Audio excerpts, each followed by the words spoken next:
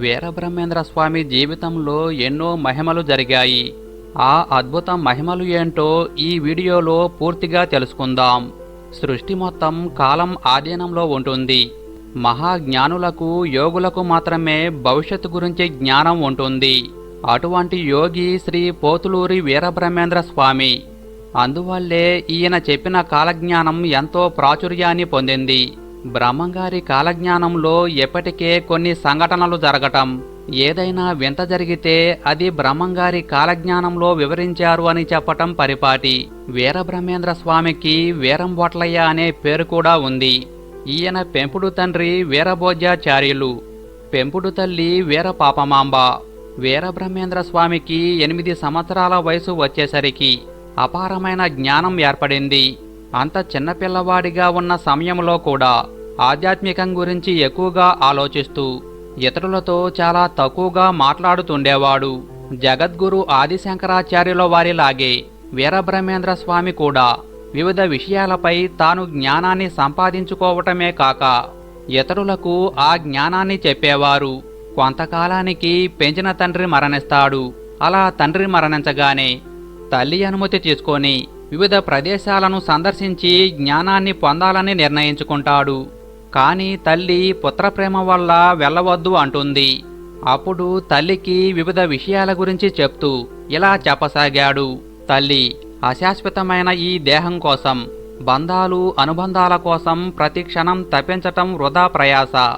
గాలిలో నీటి బుడగ వంటి ఈ జీవితంలో అన్నీ శాశ్వతమని నమ్మి మోసపోవద్దు. కాబట్టి ఈ విషయాన్ని ఎవరు గ్రహిస్తారో, పరబ్రహ్మను ఎవరు ధ్యానిస్తారో వారికి దుఃఖం తగ్గుతుంది అని తల్లికి జ్ఞానబోధ చేస్తాడు. తరువాత తల్లి అనుమతి తీసుకొని పుణ్యక్షేత్రాలు చుట్టి రావటానికి పయనమై ఒకరోజు వీరబ్రహ్మేంద్ర స్వామి బనగానపల్లెకు చేరుకుంటాడు. ఆ రోజు పగలంతా ప్రయాణం చేయటంతో తీవ్రంగా అలసిపోయి ఉంటాడు. ఇక నడవలేక రాత్రి కూడా అవటంతో ఒక ఇంటి అరుగుపై పనుకొని నిద్రపోతాడు. అలా ఉదయం కాగానే ఆ ఇంటి యజమానురాలు అయిన అచ్చమ్మ గారు వీరబ్రహ్మేంద్ర స్వామిని చూసి వివరాలు అడుగుతుంది. తాను పని కోసం వచ్చానని చెప్తాడు. ఇక అచ్చమ్మ తన ఆవులను ఖాయమని చెప్తుంది. అలా గోవుల కాపరిగా మారిన వీరబ్రహ్మేంద్ర స్వామి ఆవులను తోలుకొని దగ్గరలో ఉన్న రవలకొండ దగ్గరకు వెళ్ళాడు. అక్కడ ఎంతో రమణీయమైన వాతావరణం ఆయన్ని ఆకర్షించింది. ఈ ప్రదేశం కాలజ్ఞానం రచించటానికి తగినదని నిర్ణయించుకున్నాడు. ఆ విధంగా ఆవులన్నింటికీ ఒక వలయంలాగా గీతగీచి ఆ వలయంలో మేయమని ఆదేశించి తాను గుహలో కాలజ్ఞాన తత్వాలు రాయటం చేసేవాడు. ఈ విధంగా కాలజ్ఞానం రాయటం చూసిన అచ్చమ్మ ఆయన తపస్సు చూసి ఈయన మహానుభావుడని గ్రహించి ఇంటికి వెళ్ళింది. ఇక సాయంత్రం గోవులను తోలుకొని ఇంటికి వచ్చిన వీరబ్రహ్మేంద్ర స్వామి పాదాలపై పడి, మహానుభావుడవైన నిన్ను గోవులను ఖాయమని చెప్పానని, తప్పును మన్నించమని వేడుకుంది. ఆ విధంగా అచ్చమ్మకు జ్ఞానబోధ చేస్తాడు. అచ్చమ్మగారి ద్వారా క్రమంగా శ్రీ బ్రహ్మంగారి మహిమల గురించి చాలా మందికి తెలిసింది. ఆ విధంగా ఆయన శిష్యగణం పెరిగింది. ఆయన శిష్యులతో కలిసి దేశ సంచారం చేస్తూ తన శిష్యులకు, భక్తులకు జ్ఞానబోధ చేస్తూ వివిధ ప్రదేశాలలో తన మహిమలు చూపిస్తూ గొప్ప యోగిగా పేరు పొందారు. శ్రీమద్ విరాట్ పోతులూరి వీరబ్రహ్మేంద్ర స్వామి చూపిన మహిమల గురించి ఇప్పుడు తెలుసుకుందాం. అచ్చమ్మకు ఒక కుమారుడు ఉండేవాడు. అతనికి కంటి చూపు లేదు. ఎంతమంది వైద్యులకు చూపించినా చూపు రాలేదు. అందరూ చూపు రాదని చేతులు ఎత్తేశారు. అచ్చమ్మ వీరబ్రహ్మేంద్ర స్వామికి తన కుమారుని గురించి చెప్పింది. దానికి వీరబ్రహ్మేంద్ర స్వామి తన జ్ఞాననేత్రంతో చూసి అతనికి తన పూర్వజన్మ కర్మ వల్ల ఇలా చూపు పోయిందని చెప్తాడు. అంతటా అచ్చమ్మ తన కుమారుడికి చూపు తెప్పించమని అడుగుతుంది. దానికి వీరబ్రహ్మేంద్ర స్వామి ఇలా అంటాడు. తల్లి, తగిన సమయంలో ఆ పని చేస్తానని, అప్పటి వరకు ఓపికతో ఉండమని వీరబ్రహ్మేంద్ర స్వామి చెప్తాడు. ఒకసారి అన్నాజయ్య అనే భక్తుడు బ్రహ్మంగారి మఠానికి వచ్చాడు. ఆయనకు తన కాలజ్ఞానం వినిపించి పూర్తి అయిన తరువాత అచ్చమ్మను పిలిపించి, తల్లి, నీ కుమారుడు గత జన్మలో ఒక మహిళ దృష్టి పోవటానికి కారణమయ్యాడు. కాబట్టే ఈ జన్మలో ఇలాంటి పరిస్థితి ఏర్పడింది. అయినా నేను అతనికి చూపు తెప్పించగలను అని చెప్పి తన కుమారుణ్ణి పిలిచి అతని నేత్రాలను తన చేతులతో తాకాడు. వెంటనే అతనికి చూపు వచ్చింది. దానికి అచ్చమ్మ ఎంతో సంతోషించింది. ఇక వీరబ్రహ్మేంద్ర స్వామి వారు చూపిన ఇంకొక మహిమ గురించి తెలుసుకుందాం. ఒకరోజు వీరబ్రహ్మేంద్ర స్వామి వారి మహిమల గురించి బనగానపల్లె నవాబు విన్నాడు. అతనికి నిజంగా మహిమ ఉందో లేదో తెలుసుకోవాలని నిర్ణయించుకున్నాడు. తన సేవకుల చేత బ్రహ్మంగారిని పిలిపించాడు. వీరబ్రహ్మేంద్ర స్వామి రాగానే స్వయంగా వెళ్లి నమస్కారం చేసి స్వాగతం పలికాడు. తరువాత వీరబ్రహ్మేంద్ర స్వామిని ఆసనంపై కూర్చోబెట్టాడు. తన సేవకులకు ఒక పళ్ళెంలో మాంసం పెట్టి గొడ్డ కప్పి తీసుకురమ్మని చెప్పాడు నవాబు. ఆ పలహార పళ్ళ్యాన్ని వీరబ్రహ్మేంద్ర స్వామికి ఇచ్చారు. అంతటా స్వామివారు ఆ పళ్ళెంపై వస్త్రం తీస్తే ఆ పలహారం నేను తింటాను అంటాడు. తరువాత అక్కడ ఉన్న సేవకుడు వస్త్రాన్ని తొలగిస్తాడు. వస్త్రం తీయగానే ఆ పళ్ళెంలో పండ్లు లడ్లు ఉంటాయి. దాంతో నవాబు ఆశ్చర్యపోయాడు. ఆ విధంగా వీరబ్రహ్మేంద్ర స్వామి నిజంగా శక్తివంతుడేనని నమ్మాడు ఆ బనగానపల్లె నవాబు. తరువాత నవాబు క్షమాపణలు అడుగగా అతనికి కూడా కాలజ్ఞాన రహస్యాలు వివరించాడు. ఇక వీరబ్రహ్మేంద్ర స్వామి వారు చూపిన ఇంకొక మహిమ గురించి తెలుసుకుందాం. ఒకసారి వీరబ్రహ్మేంద్ర స్వామి దేశంలో పర్యటించాలని తన కోరికను భక్తులకు శిష్యులకు చెప్పాడు. వారందరూ అలా వెళ్ళటానికి ఒప్పుకోలేదు. కానీ అంతా ఆ సర్వేశ్వరుని నిర్ణయం ప్రకారం జరుగుతుందని, తనను ఆపవద్దని ప్రయాణమై కందిమల్లాయపాలెం చేరుకున్నాడు. ఆ ఊరు ఆయనకు బాగా నచ్చటంతో అక్కడ నివాసం ఏర్పరచుకున్నాడు. ఆయన వడ్రంగిలాగా జీవితం మొదలుపెట్టాడు. తన గురించి ఎవరికీ చెప్పుకోలేదు. ఇదిలా ఉంటే ఆ ఊరిలో ఒక అమ్మవారి గుడి ఉంది. ఆ గుడిలో ప్రతి సంవత్సరం వేలాది రూపాయల ఖర్చుతో జాతర జరగటం ఆనవాయితీ. దీనికోసం ఊర్లో ఉన్నవారందరూ చందాలు వేసుకునేవారు. ఆ విధంగా వడ్రంగి పని చేసే బ్రహ్మంగారి వద్దకు చందా ఇవ్వమని పెద్దలు వచ్చారు. దాంతో బ్రహ్మంగారు తాను పేదవాడినని, తానేమీ ఇవ్వలేనని చెప్పాడు. అలా అనగానే ఆ పెద్దలు ఆయన్ను ఎగతాళి చేశారు. దాంతో వీరబ్రహ్మేంద్ర స్వామి వారితో ఇలా అన్నాడు: పెద్దలారా, జాతర రోజు నేను గుడికి వస్తాను. అక్కడ అమ్మవారికి ఏదో ఒకటి ఇస్తాను. మీరందరూ అక్కడికి వస్తారు కదా అంటాడు. ఆ ఊరి పెద్దలు మేమంతా అక్కడే ఉంటాం రమ్మంటారు. ఆ మాట ప్రకారం అందరూ కలిసి జాతర రోజు గుడి దగ్గరకు చేరుకున్నారు. అక్కడకు వీరబ్రహ్మేంద్ర స్వామి కూడా వచ్చారు. అందులో ఒక పెద్దాయన చుట్ట చుట్టుకుంటూ అగ్గిపెట్ట కోసం జేబులు వెతుకుతూ బ్రహ్మంగారితో ఇలా అంటాడు: ఏదయ్యా, ఏదో ఇస్తానన్నావుగా ఇవ్వు అంటాడు. ఇంతలో బ్రహ్మంగారు అక్కడ ఉన్న గ్రామదేవతతో, పోలేరమ్మ, ఈ పెద్దాయనకు నిప్పు కావాలి తీసుకురా అనగానే ఆ విగ్రహం కదిలి మూకుడులో నిప్పు తీసుకొని వచ్చి బ్రహ్మంగారికి ఇస్తుంది. ఆ దృశ్యం చూసి ఊరి పెద్దలు భయపడి ఇతను మహిమాన్వితుడని నమ్ముతారు. ఆ విధంగా చుట్టుప్రక్కల ప్రజలందరికీ జరగబోయే విషయాల గురించి బోధిస్తాడు. ఇక వీరబ్రహ్మేంద్ర స్వామి వారు చూపిన ఇంకొక మహిమ గురించి తెలుసుకుందాం. శ్రీ వీరబ్రహ్మేంద్ర స్వామి వారు కందిమల్లాయపాలెంలో కొంతకాలం గడిపిన తరువాత మళ్లీ తన దేశాటన కొనసాగించాడు. అలా వెళ్తూ పెదకోమెర్ల అనే ఊరు వెళ్ళాడు. ఆ ఊరిలో నివాసం ఏర్పరచుకున్నాడు. తన గురించి ఎవరికీ చెప్పకుండా జీవనం కొనసాగించాడు. ఆ ఊరిలో ఒక భూస్వామి దీర్ఘకాల వ్యాధితో బాధపడుతూ మరణించాడు. అతన్ని శ్మశానానికి తీసుకొని వెళ్తూ దారిలో బ్రహ్మంగారి ఇల్లు దాటారు. అది చూసిన బ్రహ్మంగారు ఏమైంది అని అడిగాడు. దానికి వారు, అతను మరణించాడు, దహనం చేయటానికి శ్మశానానికి తీసుకొని పోతున్నామంటారు. బ్రహ్మంగారు ఆశ్చర్యంగా చూసి, అతను మరణించలేదు కదా, మీరు ఎందుకు శ్మశానానికి తీసుకొని పోతున్నారు? అతన్ని దింపుడు కళ్ళం వద్ద కిందకు దించండి అని అన్నాడు. వారు బ్రతుకుతాడనే ఆశతో దింపుడు కళ్ళం దగ్గర దించారు. బ్రహ్మంగారి గురించి వారెవరికీ తెలియదు. అప్పుడు బ్రహ్మంగారు వచ్చి అతన్ని తల నుండి పాదాల వరకు తాకాడు. అలా తాకగానే అతను బ్రతికి పైకి లేచాడు. అది చూసిన వారంతా స్వామివారి మహిమను గుర్తించారు. ఆయన్ను దైవంగా కొలవటం మొదలుపెట్టారు. ఇక వీరబ్రహ్మేంద్ర స్వామి వారు చూపిన ఇంకొక మహిమ గురించి తెలుసుకుందాం.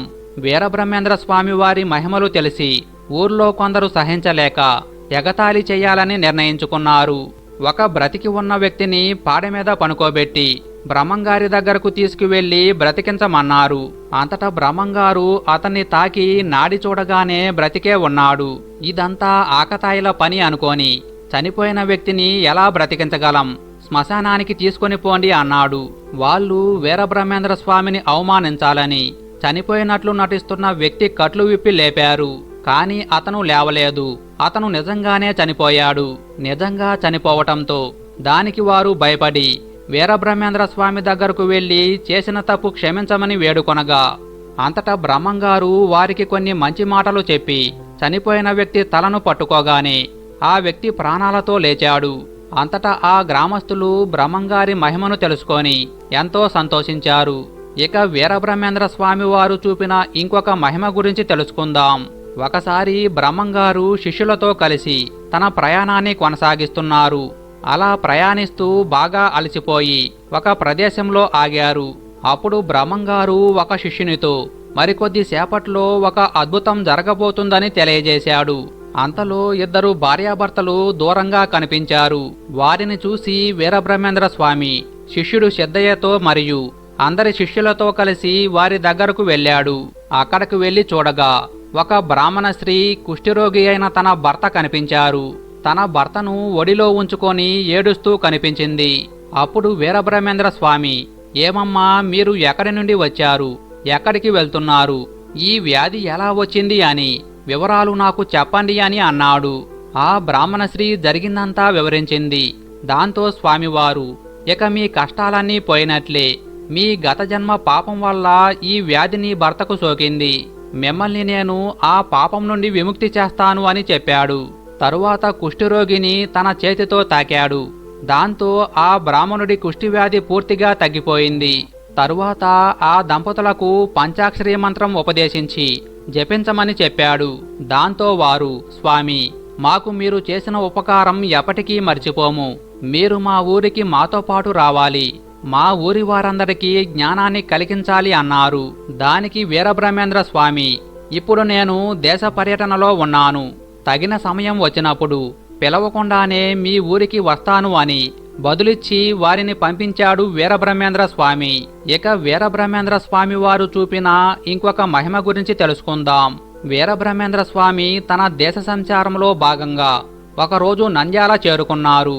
ఆ దగ్గర్లో ఒక గ్రామంలో విశ్రాంతి తీసుకోవాలని నిర్ణయించుకున్నాడు. ఇక దాహం వేసి ఆ ఊరిలో ఉన్న ఒక విశ్వబ్రాహ్మణుని ఇంటికి వెళ్లి కొంచెం మంచినీరు ఇవ్వమని అడిగాడు. ఆ విశ్వబ్రాహ్మణుడు తన పనిలో నిమగ్నమై ఉండటం వల్ల దగ్గర్లో బావి దగ్గర తాగు అని చెప్పాడు. కాని బ్రహ్మంగారు ఆ మాటలు పట్టించుకోకుండా మళ్ళీ మంచినీరు ఇవ్వమని అడిగాడు. దాంతో అతనికి కోపం వచ్చి కొలిమిలో కరుగుతున్న లోహాన్ని మూసతో సహా తీసుకువచ్చి వీరబ్రహ్మేంద్ర స్వామికి ఇచ్చి దాహం తీర్చుకోమన్నాడు. అతని అహంకారం పోగొట్టడానికి వీరబ్రహ్మేంద్ర స్వామి ఆ మూసను చేతితో తీసుకొని లోహాన్ని మంచినీరు వలె తాగాడు. అది చూసిన ఆ విశ్వబ్రాహ్మణునికి భయం వేసింది. తరువాత వీరబ్రహ్మేంద్ర స్వామి మామూలు మనిషి కాడని గ్రహించి మన్నించమని వేడుకున్నాడు.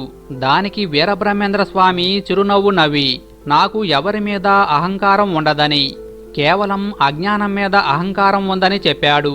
ఆ అజ్ఞానం సత్యాన్ని తెలుసుకోవటం ద్వారా నశిస్తుంది. ఇప్పుడు నేను ఈ విషయంలో చేసింది అదే, కాబట్టి మంచిగా జీవించు, జరిగింది మర్చిపో అన్నాడు.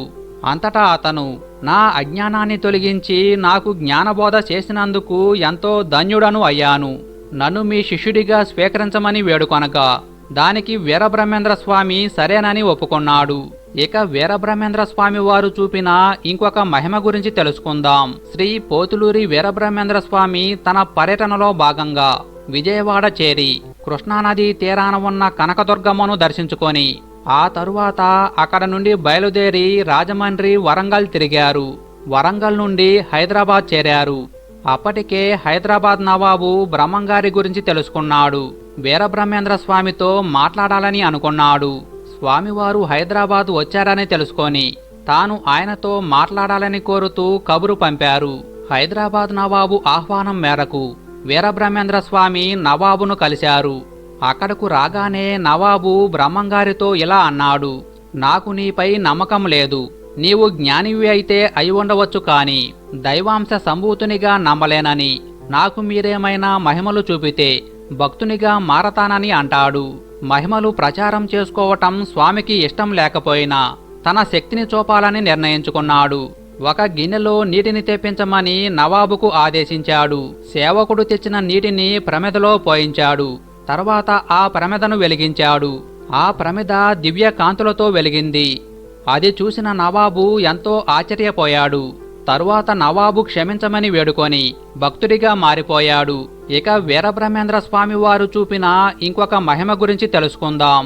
వీరబ్రహ్మేంద్ర స్వామి తన శిష్యుడు సిద్ధయ్యకు శరీరం గురించి, కుండలిని శక్తి గురించి వివరిస్తుండగా కక్కయ్య అనే వ్యక్తి ఇదంతా రహస్యంగా వింటాడు. అతను తన అమాయకత్వంతో బ్రహ్మంగారు చెప్పిన దాన్ని బట్టి శరీరంలో చాలా అద్భుతాలు ఉన్నాయి, వాటిని నేను చూడాలి అనుకొని ఇంటికి వెళ్ళాడు.